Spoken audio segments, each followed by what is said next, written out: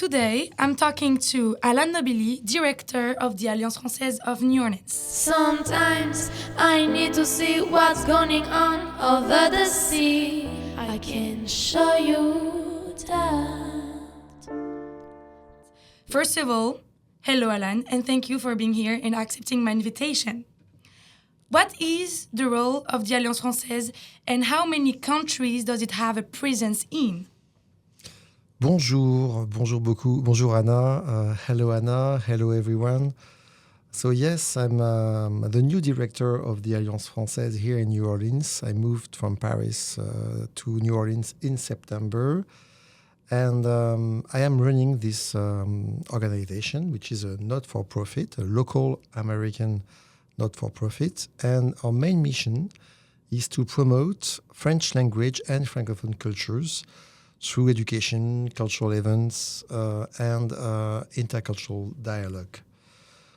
So you have, for example, you have classes for a student here that would be interested in French, and it's like in the Yellow House. What is the Yellow House? Can you tell us a little bit more about it? Yes, we're based uptown on Jackson Avenue, 1519 Jackson Avenue, very close from the streetcar and St. Charles. And in this nice little yellow house, it's very nice. You'll find about 6 classrooms where we teach French to kids and to adults for people from 3 to 83 years old or even more, and for all levels. So we teach French, and not only French, we also teach Louisiana Creole, because we believe that it's important to support these two local languages, of course French and also Creole. But this Yellow House also helps us to offer very nice events. We've got a backyard, we've got a very nice gallery where we do regular movie screenings, apéro, parties, concerts, talks. It's a very welcoming place for people that want to know more about French cultures. Yes, I can confirm. I've been there and it's very, very welcoming. And apéro is very, very much French. So how many people are employed at the Alliance? We are a team of 3 permanent staff, including me, but we work with a larger team of 25 teachers and a few contractors or coordinators. So this makes it's a big cultural center. In terms of outreach, we have not only 25 teachers but about 500 students and about 600 members as well. So it's a big community, right? It's like yes, because it's not only about French classes and cultural events. It's also how we connect people. It's a good place to do for some networking. We welcome, people that love French, people that want to learn more about French cultures. Also, just people who want to make new friends. And as soon as you enter Alliance Française, you're like quasi certain to meet friends. It's like a big family, right? It's like everyone is welcoming, and you're going to make like all of these new experiences with these new people, and it's incredible. I can say that, yeah. And do you have any partnership with the French Embassy, because they kind of have the same mission? So what do you do with them? Yes, we are happy to have a strong support for the French Embassy. And here in New Orleans, there is also a general French consulate, one of the 10 general French consulates in the USA, actually the oldest one. And we have ongoing partnerships. We have got events that we are co-organizing, such as My French Book Fest, which is the largest youth literature festival in the USA every year in November, each year in November. This is a project we developed together because we share the same goals. Actually, at the French consulate, there is also a team led by Jacques Baran, and this team is called the Villa Albertine. And they are a direct sub-team of the French Cultural Services of the French government in the USA. So they've got strong connections with artists, scholars, museums from France all over and they connect Louisiana to France. And we can help because we bring them with this house they can use or we can use together. And as we talked about, we also have a strong community that we invite to all the events we do together. That's impressive. But we are partnering with other organizations, right? Yes, and many local organizations such as universities like Loyola, for example. Oh, yes, of course. You have a very active and vibrant French department. So we were always happy to support, like in March next month, there will be a nice movie festival organized by Loyola University. For the Francophonie months, by the way, in March, it's the Francophonie that promotes the French culture. It's the French culture months in the year. So you're doing a lot of events for that month, right? Alliance Française, in New Orleans, we'll have probably around 10 events, including movie festival, talks, even a DJ night. Or karaoke where so people cool. will be able to dance. It's going to be on March 20th. So a lot of events for you guys to attend to. You can always go there for the events. Yes, and events are free, so everyone's welcome. There is a cash bar, but it's also a way to have fun. Alliance Française is a very good platform to connect not only with people but also with organizations. So we have strong connections in the New Orleans cultural scene. We are a very happy partner with New Orleans Jazz Museum, with the Historic New Orleans Collection, and other various organizations. So, my main goal as executive director is to also build and nurture all these connections so that, of course, we create events or initiatives that are beneficial for the New Orleans community. Yes, of course. So you are the new director of the Alliance Française. And how does one become the director of the Alliance Française? What is your path? What was your road to becoming one director of the Alliance? And did you go to alliances before this one? Yes, it always starts with, a discovery of what is Alliance Française all over the world, because I'm not sure I mentioned it, but there are 830 different chapters of Alliance Française in the world, including 105 in the USA. And all these organizations are independent, not-for-profit. They're all doing the same, like French classes, also cultural events. So actually, my first encounter with Alliance Française was in Paris. Oh. We have the oldest and largest Alliance Française, the alma mater. The headquarters of the Alliance Française network is in Paris. And at that time, I had just set up a study abroad program for a Scandinavian student that we invited to come to Paris to learn French. And Alliance Française became our partner, and that means that every day I was going to Alliance Française. I was going to meeting with international students coming from all over the world.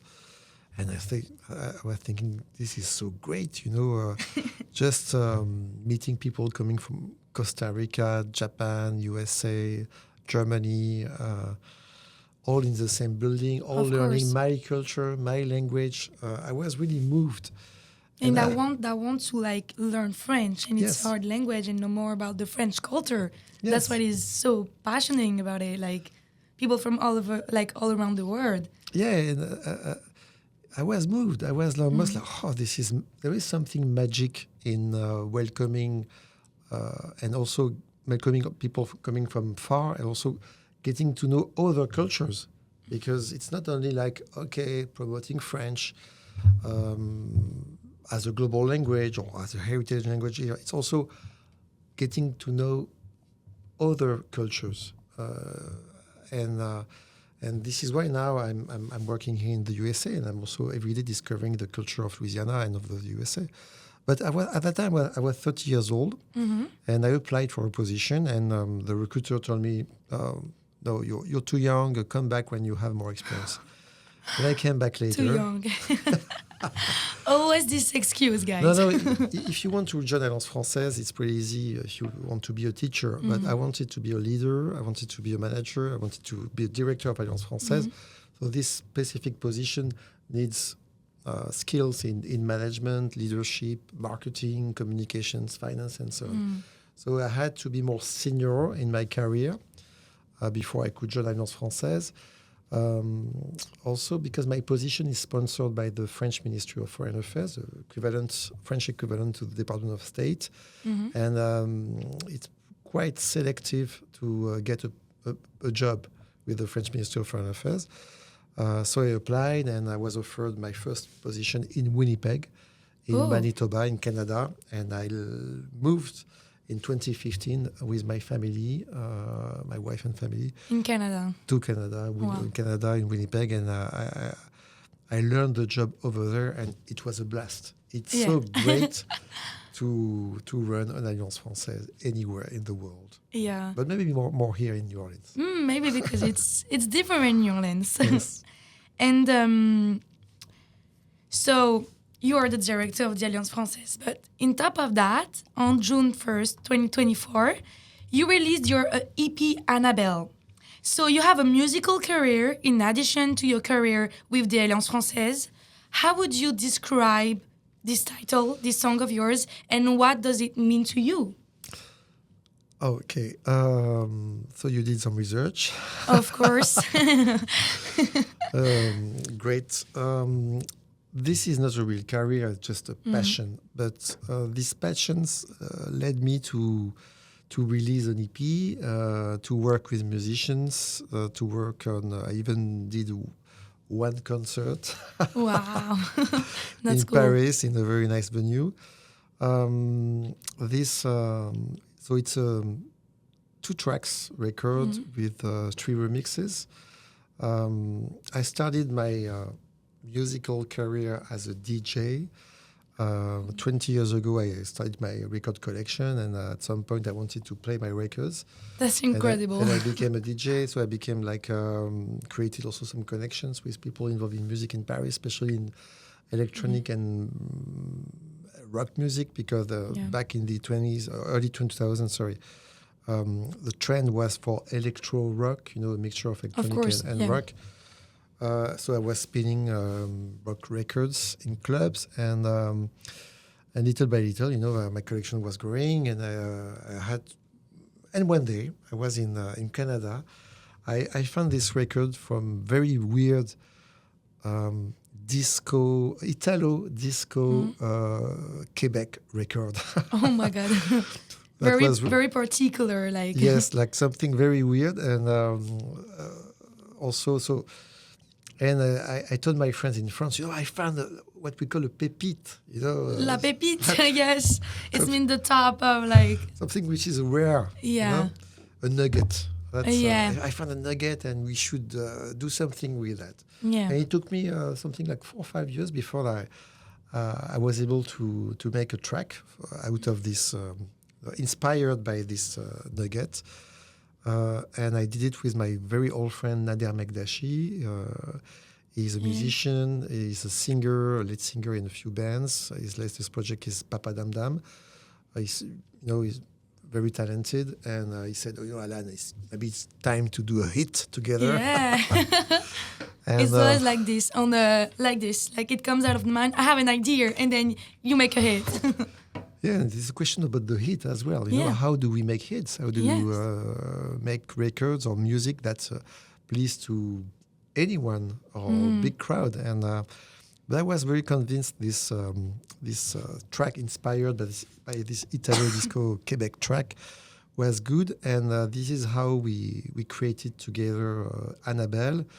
I would describe Annabelle as a disco, Parisian disco, with French touch. There is a link, with Gainsbourg and. That's what I thought when I heard it. I was like, it's a mix between Serge Gainsbourg and I don't know if you know Kid Francescoli, but it's like electro, but also very French, and it's incredible. The mix of it is just incredible. And I'm going to put the song in the podcast so you can hear it, and you should go on YouTube, and it's on Spotify, or Yes. and it's on Spotify, and the title is Annabelle, so it's like Annabelle. Yes, and our name is Daner, Dahner, and Aloha. I am Aloha. Yeah. Aloha. Daner and Aloha, Annabelle, and also I asked a few friends to do remixes. Julien Plaisir de France, Mike, and the fact that I am like pretty much into music, I'm not a real musician, but I did tracks, I released a record, I did a concert. Yeah, that's a real hobby. It's a hobby. Also, it helps me in connecting with musicians. Doing my job of director of Orleans Française, I know what it is to be on stage. I know what it is to produce, a record. So I feel like I'm connected with musicians, DJs, and it helps me a lot here in New Orleans to connect as well with musicians and artists in general. Yeah, that's amazing, and that's the city for it.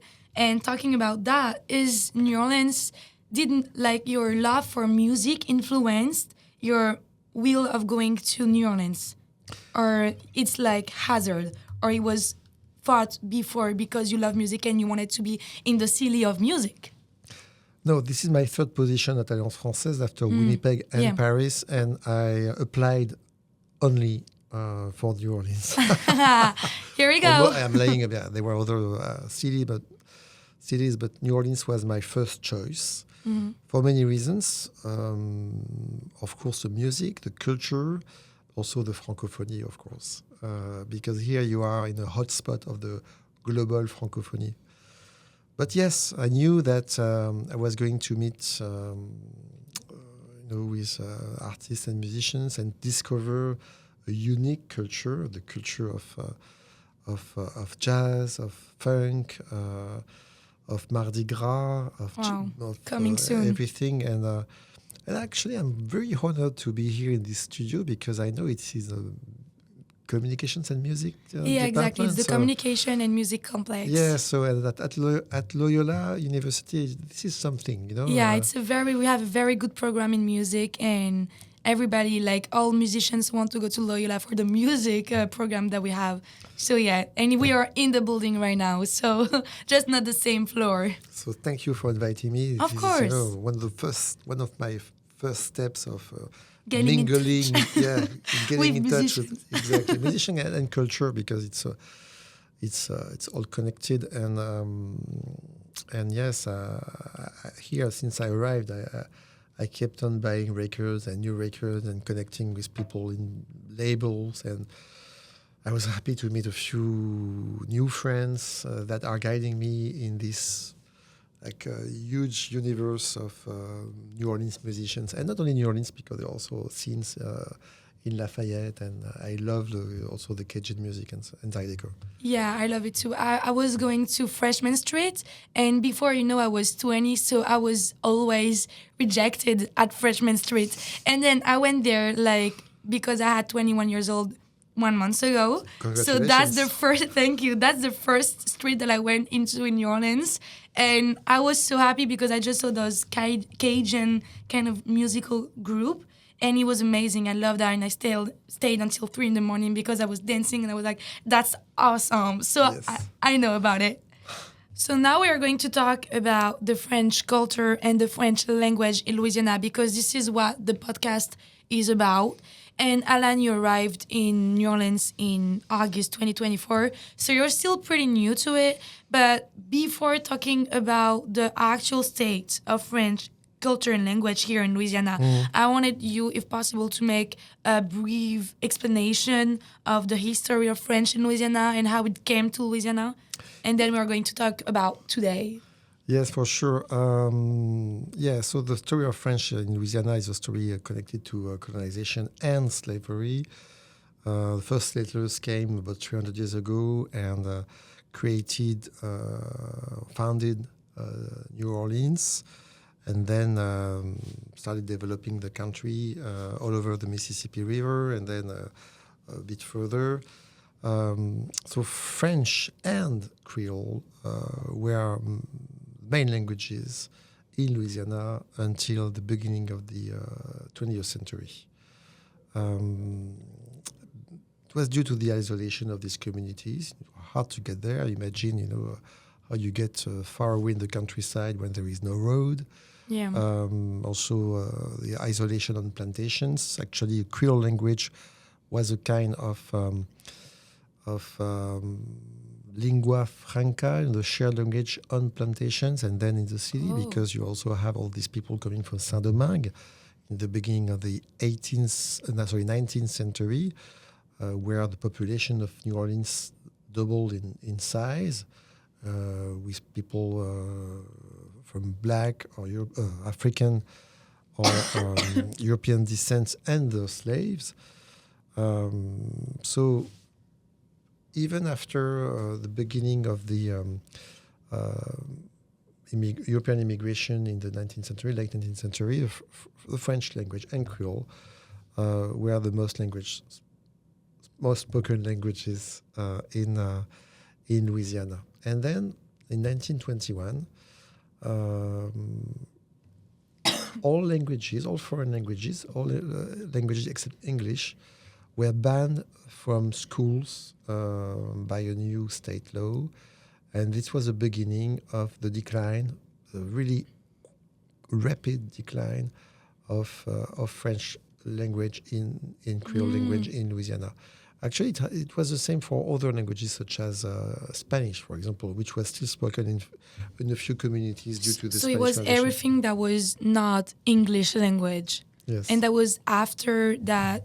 It was after the colonization, right? It was like when the colonization was done, they wanted just to put back English language as a central language. So every of the languages were forbidden in school. Yes, it's Okay. it's a process of Americanization. How you create American citizenship, or this belonging. You belong to American nation. If you don't speak English, then you're not worth like being a part of the American civilization. And the same evolution happened in Canada, where I worked previously, approximately at the same time in 1917 in Canada, in Winnipeg, or 1921 here. Like non-English languages were banned from schools So as that's well. also why in Canada people are not talking French everywhere, but just in particular areas.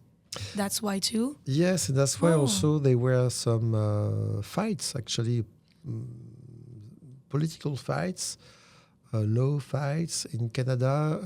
French-speaking communities were resisting against the regulations, and this is why in some parts of Alberta, Manitoba, Ontario, French is still spoken. But here, it didn't happen, and the French language disappeared, or was on the way of disappearing, until the 1970s, when Codophile was created. Okay. Okay, perfect. Thank you. Another event which is quite important is the war, Second World War. Yeah. During Second World War, French-speaking Louisianians had special skills. They were able to communicate with French population and the French resistance. There were all the people in North Africa. So from 1942 until when the first American soldiers landed in North Africa, suddenly those who were able to speak local languages, including French, could play a special role. So they were French language became once again useful, and when they came back to Louisiana, they were proud. They could talk French, and so it just revived in a sense. They just had proved that it's useful to speak French.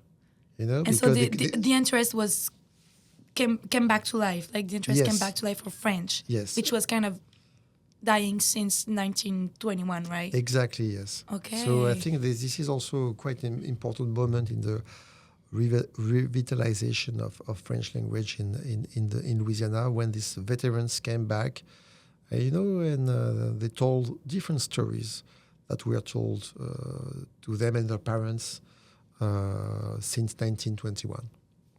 No, okay, that's impressive because I don't think that I personally didn't know that before. So I feel like a lot of people don't know about the role of the Second World War in the revival of the French language in Louisiana. Yes, that's impressive. If you want to know more, sorry. Go in the library of the Alliance Française. No, yeah, of course. But yeah, we have this book called Frenchies by independent historian Jason Seriot. Okay. He's based in Lafayette. And Jason wrote a book on telling the story of on the Frenchies, as they call themselves. The one that were talking French during the World War II. The French-speaking Cajuns or Louisianians enrolled in the U.S. Army during World War II. There will be actually a party, not a party, but like a talk and book signing on March 24th in partnership with the French General Consulate at the residence of the French Consul on March 24th. It's during Francophonie Month as well. That's amazing. Can I come? Sure, I want to come. Yes. I want to see the book itself. You'll be there and you'll meet with a representative from the World War II Museum and Jason Terriot, the other. That's perfect. Yeah. So now that we talked about the past history of French in Louisiana, I wanted to know, like, from what you know since August, what is the actual state of French in Louisiana? That it's French Louisiana or Creole? Like, what is the state of it right now? So yes, French and Creole are experiencing a revival currently. The main example of a revival is the growth of the French immersion schools. There are about 45 French immersion schools all over the States, enrolling students from pre-K to 12, grade 12. So it's quite a big number of young people enrolled in French immersion schools. It's about 5,500 students. Codophile is playing a crucial role in promoting French education and community engagement. We also have, of course, Alliance Française of New Orleans and a few different organizations that are promoting French all over the state in Lafayette. I think also we should praise the role of Université de Louisiane in Lafayette, ULL. They are doing great for academic research on Cajun and Creole French. And French is still spoken in many communities in Acadiana. I know you've been to Arnaudville. Yes, I've been there. I want to go there with Mavis at the end of the semester. I would love to. Mavis Fruget, and there's a very nice cultural center called Nounou over there, but it's Lafayette, Saint-Martinville, Arnaudville. Saint-Martinville, I went to that, and actually I spoke to persons that they had last names that were French, and they were the one telling me, well, we have a background with French language in our family, but we only know, like, they know some kind of expressions, like beaucoup, or like this kind of French word that they are going to incorporate in their sentences and daily expressions. But they don't know how to talk French, but they're all say that they would love to, and that they would love people to actually promote even more the French language because it's part of their history, So they want to know what the history is about. So they want to learn the language. I feel like they will be all very up to working on that and learning French if they had the opportunity to. And there is another community I would recommend you visit, Anna. It's Pointe-aux-Chiens in the south of New Orleans. Yeah. It's a native community, and they are still speaking French over there due to the isolation, and also because they are really willing to keep their language alive. And I will introduce you to some people like Christine Verdun. She is the director of the local French immersion school, École Pointe-aux-Chiens. it is the Pointe-aux-Chiens tribe. Yeah. And she's also a member of the board at Alliance Française. So Oh, so maybe I saw her. yes, you met her last time when you attended the board meeting. That's The perfect. board retreat. But it's this is why these people are also very active people promoting French within the community, and they are coming to New Orleans also to attend our events, and we are hosting events where they can talk and meet other people. In this new revival, I think we should also mention Télé-Louisiane, Of course. the media, because Of course. we need, for our language to survive and to thrive. To be seen. Yes, so we need your podcast. We need, Of course. That's the use for it. Of we course. need newspapers, articles. We need a radio. There are some radio programs in French around Lafayette, but Télé-Louisiane is doing a great job in offering programs in French that are available on TV for people in Louisiana. That's perfect, and that's like the importance of everyone acting on it. It's very important that people understand the tradition of the French culture here in Louisiana and work for it, because I feel like it's a huge part of Louisiana history, and it would be sad to like just forget it and just not trying to revive the French interest in the French, which is also so different from France, because I arrived also in August, so I'm like new like you know, and I've been discovering that the French of Louisiana it's French, so we have something in common, but it's also very different. It's their own culture. It's the mix of French, Creole, Cajun in the same geographical area, and that's what makes this place so unique and so important. And I feel like we have to promote this. We have to be motivated and just believe in the history of Louisiana. Yes, we should be proud of this culture, which is very rich. It's more than 300 years, and also it's rooted in Africa, Caribbean, Europe, North America, Canada.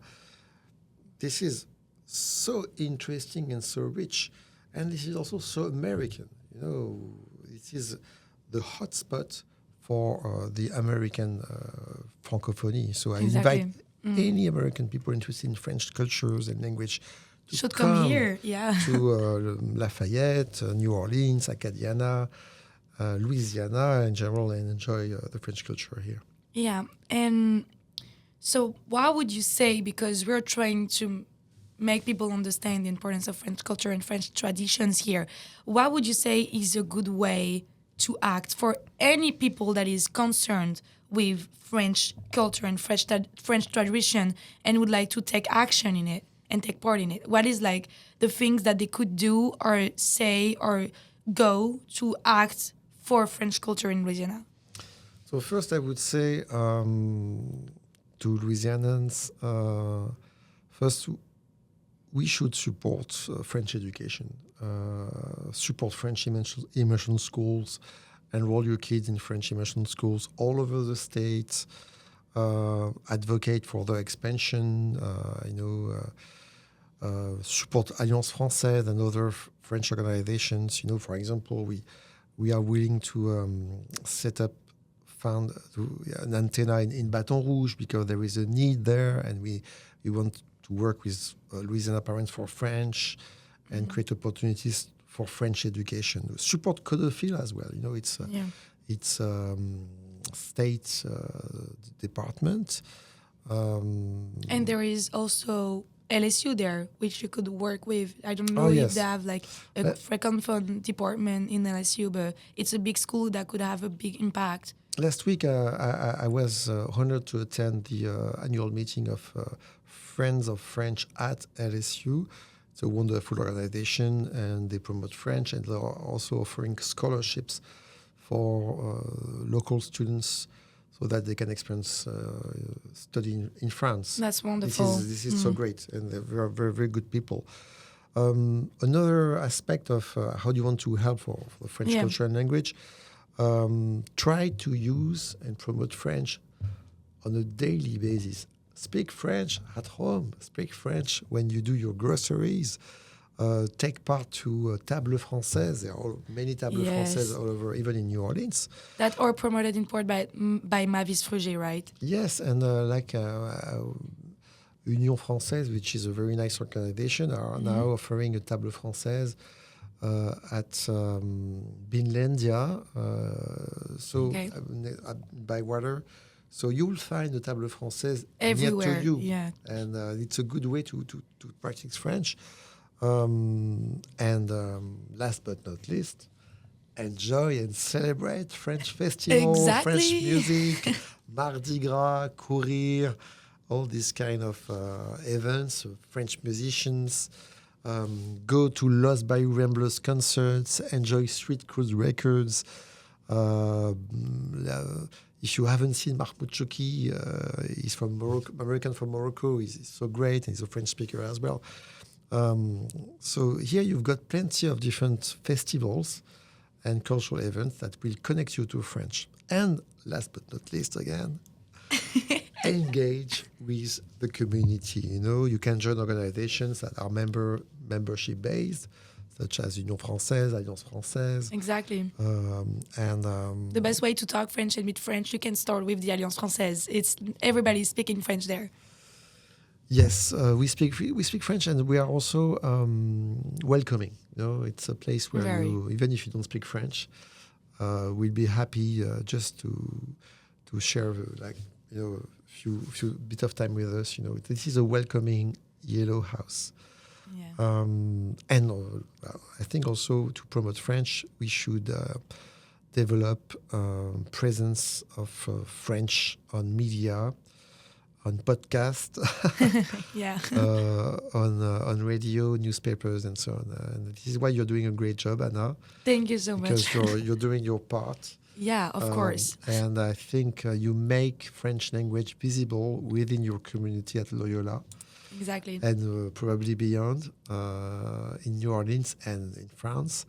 So you're doing a great job, and this is very important for the French language and culture here in Louisiana. Thank you so much. Merci. Thank you. This is so important for me. Merci beaucoup, Alan. Well, I have a last but not least question. Yes.